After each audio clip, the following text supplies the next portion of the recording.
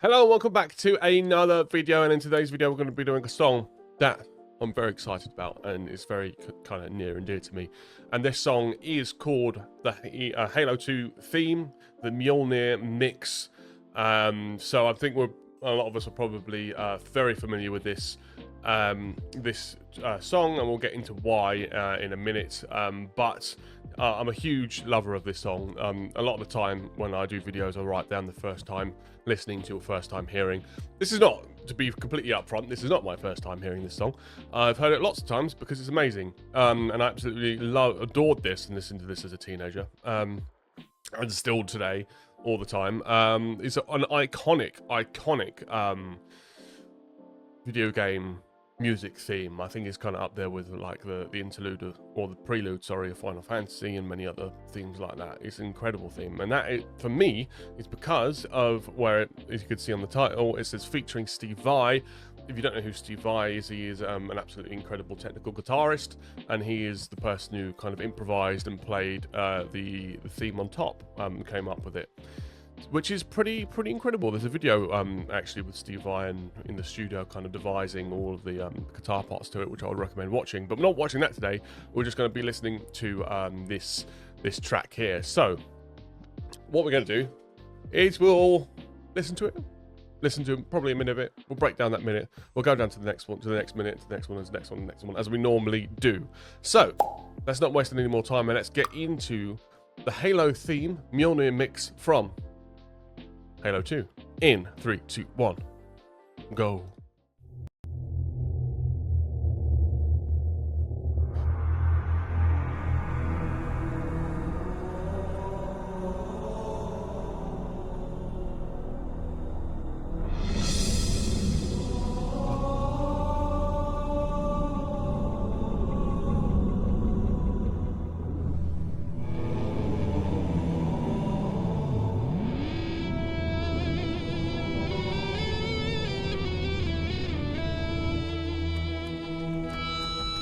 Ugh.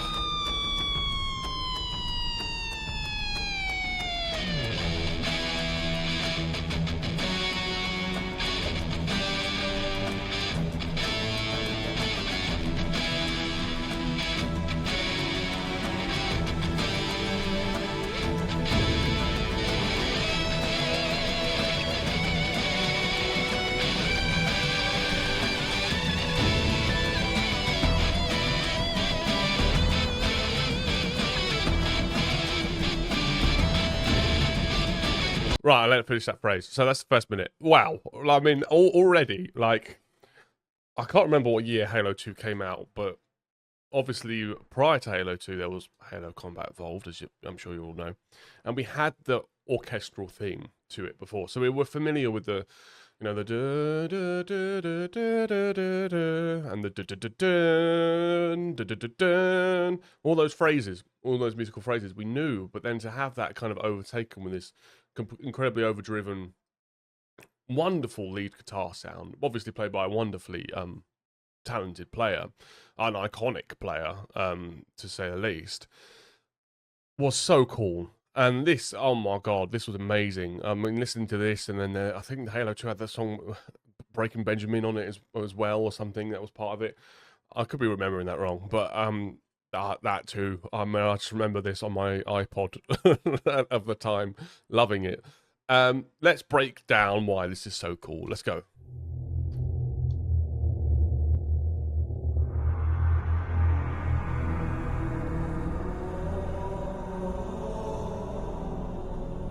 So obviously we start with what we're familiar with before this version came out, which was the choral sound, that very iconic choral sound that is like a meme almost, with people singing it in like bathrooms and like very echoey kind of places that have like incredible acoustics. People will stand around and sing that, choral line.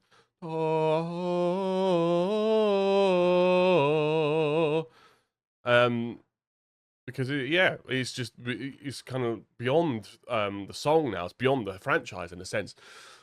And it kind of introduces us into what we're used to. We're not sure what's different yet.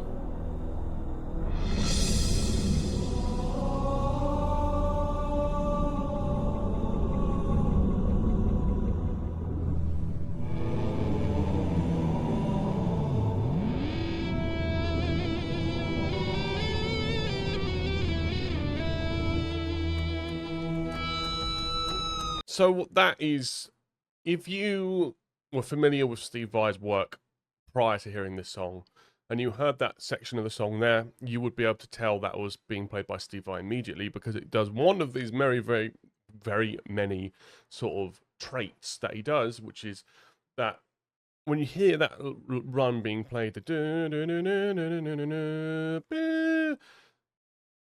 it's very fluid, but it's not like legato because he's playing it on one string, but he's sliding up the string. So he's playing it with one finger, sliding up the string, playing the scale essentially on one string, which he does all the time. And it's really difficult to do as well, particularly with like accuracy.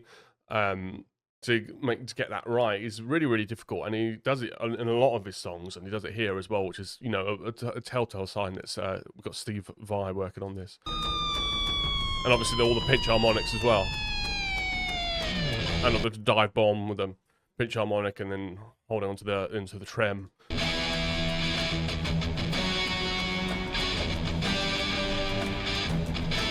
And we've still got that kind of militant sort of sound in the background, that kind of, we can hear the percussion, it's hand percussion.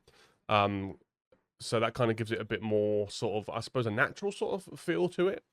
And then just this beautiful, clear, like crunchy guitar tone over the top. It's so full, it's so epic, it's so cool.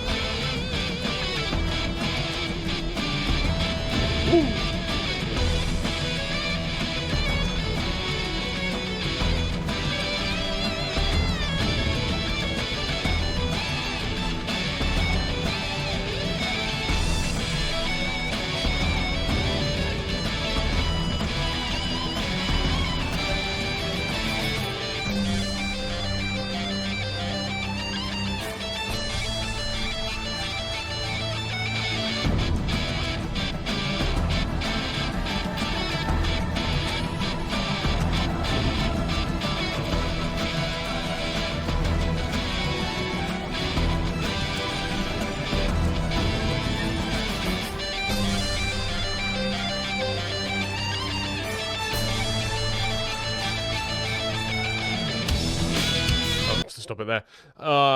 Before it goes into that lovely kind of bluesy line. But yeah, I mean, how incredible is all of that? There's the runs up, going high, into the sort of the lead playing. Let's just get straight into it.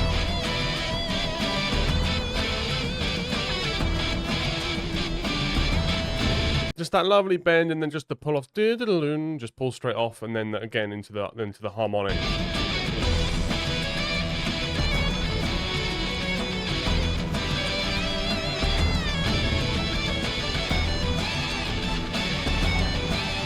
And then even with that, the you can hear the slides that he does. You can hear the slides that Steve Vai does. It's not a bend or just playing the note, moving up and playing the note. He's sliding. It gives it that fluidness, that slickness to it, which he does in like pretty well all of his playing, really.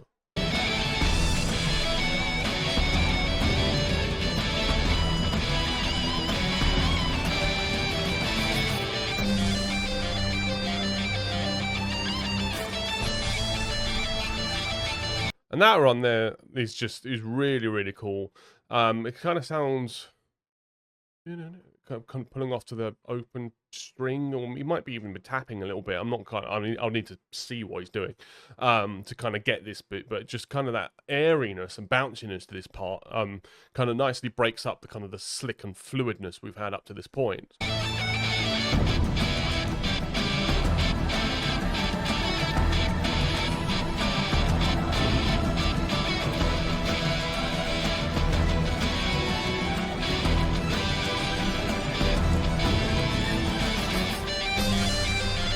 And again, this lead line's so sick. And you can see that it follows the violin line, because the violin line before is dun dun dun dun dun dun dun dun dun. But it's kind of doing the same sort of thing, but it's kind of like bouncing and tapping to kind of get that same sort of feel and same sort of feeling to what the song already has. It kind of, what Steve Vai has done really brilliantly is looked at what is here and how can I kind of recreate it, but then how can I kind of turn it to be more like what I would play. And it does it really well, and that's kind of like playing off of what the violin's doing, or the violins are doing, kind of bouncing off of each other, and he does that himself on his own one guitar. Okay, let's go.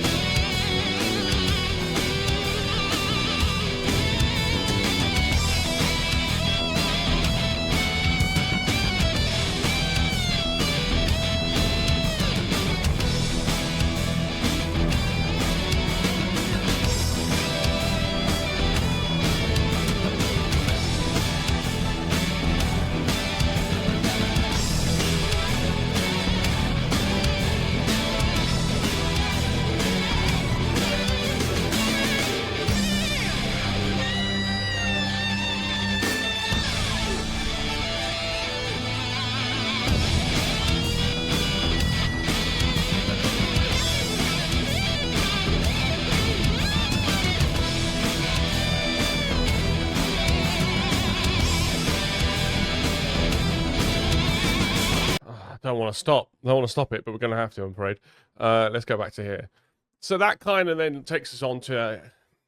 this is a kind of what, again, with Steve Vai, will do a lot of this very technical sort of tapping and sliding and pitch harmonics and, you know, tremolo work and things like that. And he'll kind of play around with the volume and tone knobs and all that sort of shit. But then...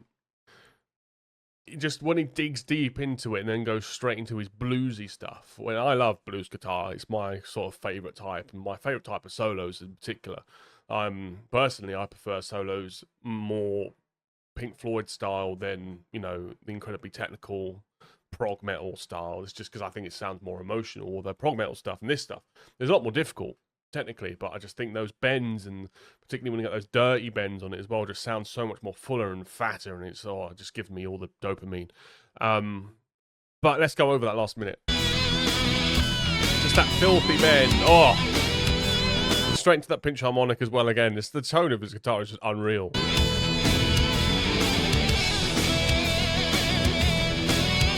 Also, like, the bass underneath it has now obviously been pushed straight through, and you can hear it doing the sort of the Halo theme sort of melody underneath it now. It's really pushing through. It's really punchy. It's really nice.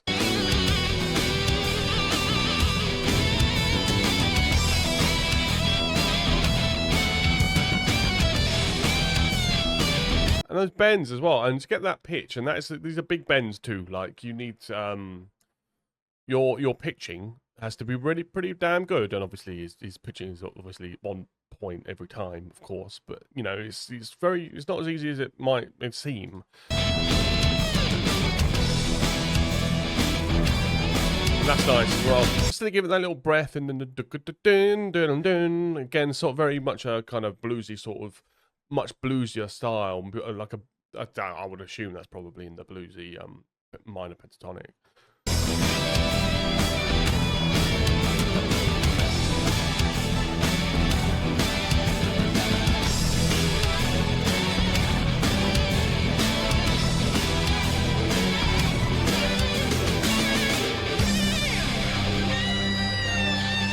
Oh, man. It's another thing as well, that's kind of separates the genres, is that in more bluesy style playing, you do allow gaps. You do allow more gaps. You don't try and fill the space all the time. So to kind of have those gaps where it was just playing a couple notes, dum, dum, dum, dum, just kind of going chromatically up. And then to hit that massive bend, which was just delicious. And now it goes mad.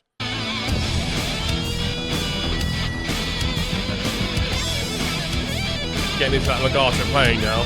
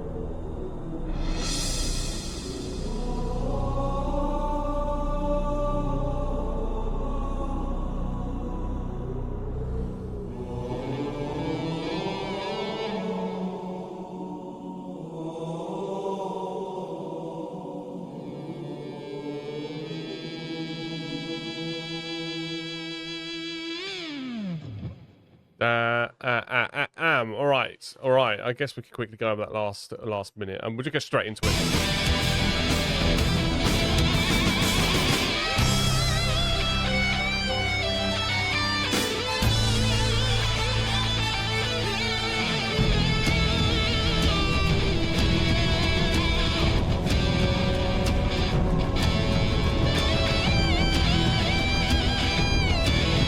Again with that you can hear it's slide, and then it descends in the scale.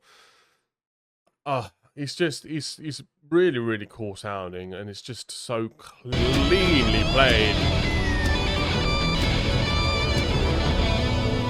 And to get this harmonic and then tremolo it up, pitch it up.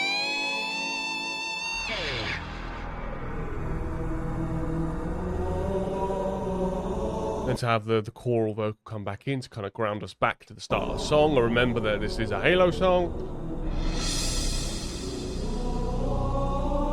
But to give us that little bit of tease of the guitar on the end. Now.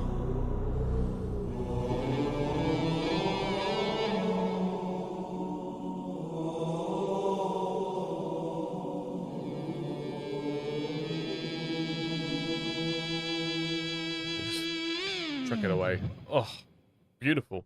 Amazing song. An iconic piece of video game music history. Brilliant. Let me know. I mean, if you've not heard this before, let me know what you thought of it in the comments below. And did you like it? And did you not? Let me know why. Is there anything else from either Halo and well, more the question, any other iconic video game themes that you would like to listen to from anything? Put those in the comment section below and we can definitely look at them. But having said all of that, if you've made it this far all the way to the end of the video, thank you very much. I'd really appreciate it if you could like the video and subscribe to the channel as well. That would be a hugely appreciated, as I said. But I will not keep you here any longer. All I'll say is thank you all so much for watching, and I very much look forward to seeing you in the next one. Thank you very much. Goodbye.